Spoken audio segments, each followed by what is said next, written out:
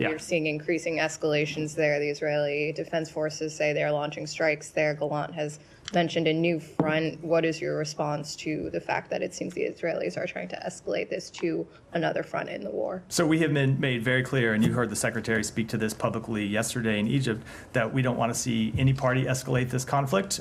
We think that the best way to solve the really very real security challenge that Israel faces is through a diplomatic resolution that would allow thousands of Israeli citizens to return home and allow thousands of Lebanese citizens to return home.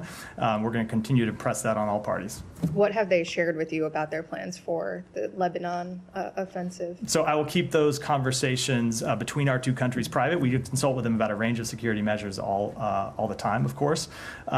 But I will say, in our private diplomatic conversations, we have said what we said publicly to them. What we say publicly to you is the same thing we say privately to them, which is that we do think a diplomatic resolution is by far the best way to address the real security concerns that they have. And is that something they're still accepting?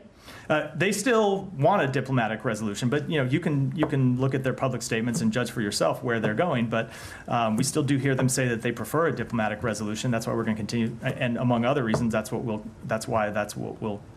lost myself in my words. That is one of the reasons why that's what we will continue to push for.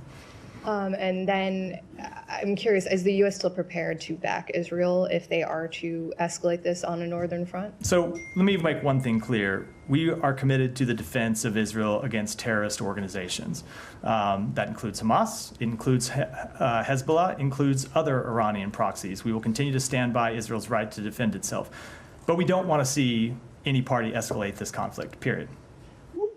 So just follow that. Yeah. You don't want any party to escalate it. I mean, for example, today when Nasrallah was speaking, there are Israeli jets, breaking the sound barrier over Beirut. Are those escalatory actions? So I'm not going to comment on any one specific action. Obviously, we have seen Israel and Hezbollah launching strikes at each other going back to, I believe it was October 8th. And immediately after the October 7th conflict, Hezbollah began sending rockets and drones across the border to target Israeli communities. And we've seen Israel respond to that by targeting Hezbollah militants inside Lebanon. So that has been a pattern since October 7th. And of course, it goes back well before that, but it's been an entrenched pattern nearly every day since then.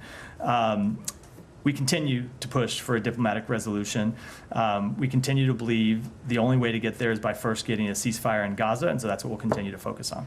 I mean, when just taking a step back, perhaps, when you're saying you want de-escalation, how dangerous is it right now in Lebanon? I mean, what we've seen in recent days, what's the level of concern? It continues to be a very dangerous situation. Now, look, it has been a dangerous situation